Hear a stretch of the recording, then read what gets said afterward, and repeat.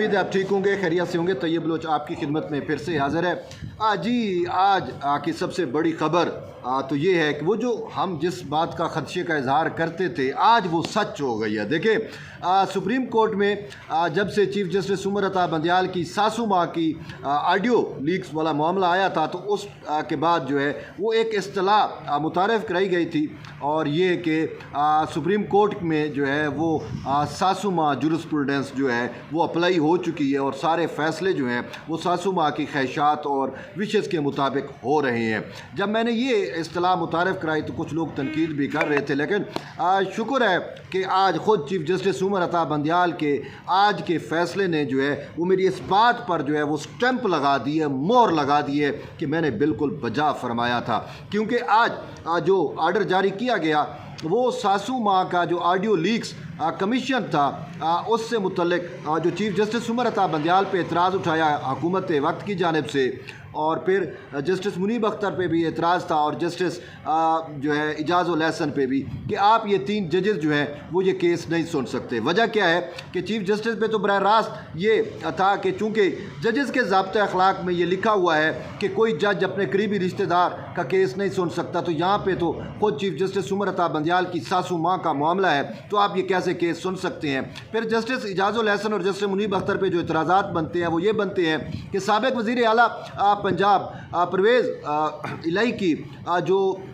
Principal secretary थे मोहम्मद खान भट्टी, उनके इंकशाफात के मुताबिक जो है ये दोनों जजेस जो हैं वो मैनेज हो चुकी हैं, और फिर जो ऑडियो लीक्स हुई उनमें भी इन दोनों जजेस का नाम था। तो इसी वजह से कहा गया कि ये तीनों जजेस केस नहीं सुन सकते। पीडीएम की हुकूमत की जानिब से इन जजेस के ऊपर एतराज़ात उठाए गए थे, लेकिन उस वक्त चीफ जस्टिस उमर अता बंदियाल ने जब ये ऑडियो लीक्स कमीशन बना जस्टिस काजी फैज़ ईसा की सरबराही में, उस कमीशन को काम करने से उन्होंने जो है वो रोक दिया, और फिर ये केस ओपन कोर्ट में चला। तो ओपन कोर्ट के अंदर अटार्नी जनरल ने ये एतराज़ात उठाए, तो 2 समातों पे उन्होंने ये फ़ैसला महफूज कर लिया। अब 3 माह बाद ये फ़ैसला सुनाया जा रहा है, और ये फ़ैसला क्या है कि बादियुल नज़र में ये पूरी एक चार्जशीट है जो पीडीएम हुकूमत के ख़िलाफ़ चीफ जस्टिस उमर अता बंदियाल ने बनाई, और फ़ैसले की तहरीर और उसमें अल्फाज जो है वो पढ़ के, फ़ैसले को पढ़ के मुझे तो यूँ लगा कि शायद ये 32 सफ़ात पर जो मुश्तमिल फ़ैसला है ये चीफ जस्टिस उमर अता बंदियाल ने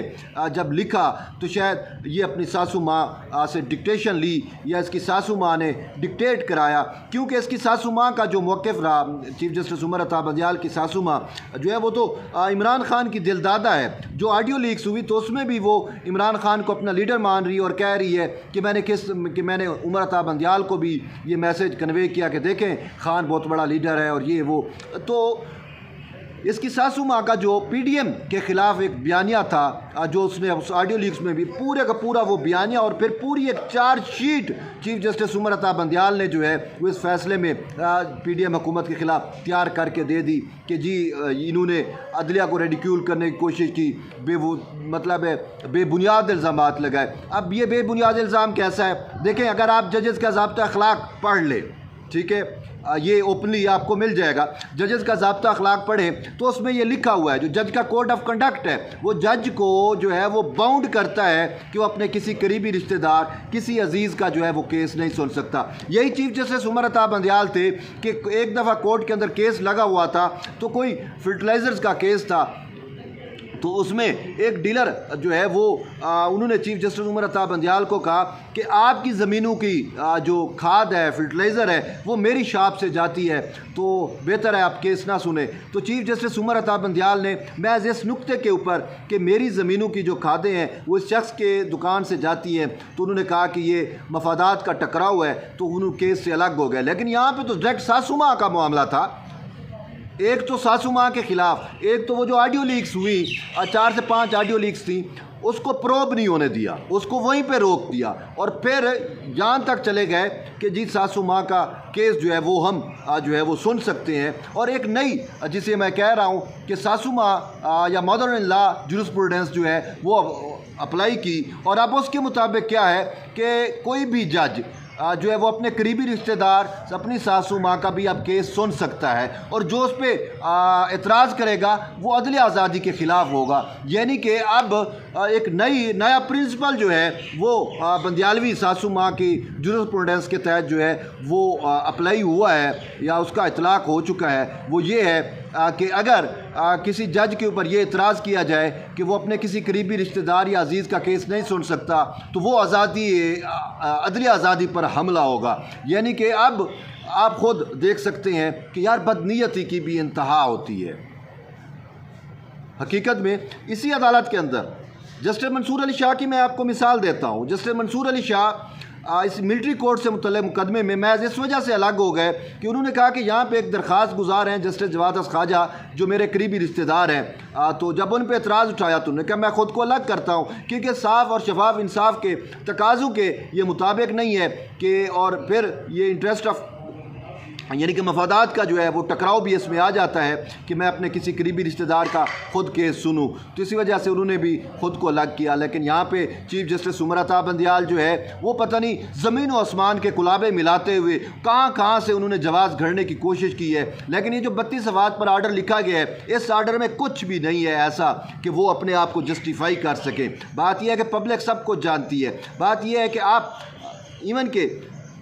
اگر آپ سول سروس میں بھی رولز میں دیکھ لیں کہ کوئی بھی افسر جو ہے وہ اپنے ضلع میں بھی تعینات نہیں ہوتا کہ اپنی برادری اپنی فیملی کو یہ فیور نہ دے. تو یہاں پہ یہ ساسو ماں کا براہ راست مقدمہ کیسے سن سکتا ہے جب ججز کا ضابطہ اخلاق مانے کرتا ہے. تو آج بندیال صاحب نے جو ہے وہ قرآن و حدیث کی جانب سے جو ہے وہ چیزیں نکال لے کے آئے اپنی سپورٹ کے اندر کہ نہیں جی یہ شریعت میں بھی ہے کہ آپ کوئی منصف کوئی قاضی جو ہے اپنے قریبی رشتہ دار کا کیس جو ہے وہ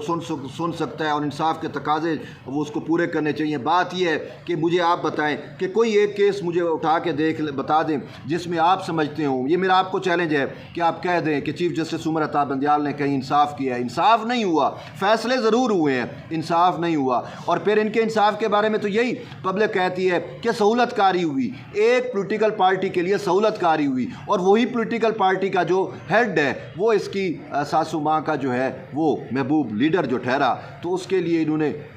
قاعدے قانون سپریم کورٹ کی روایت اپنے ججز کے ضابطہ اخلاق سب کو جو ہے وہ توڑ دیا. اور آج تو انہوں نے جو ہے وہ انت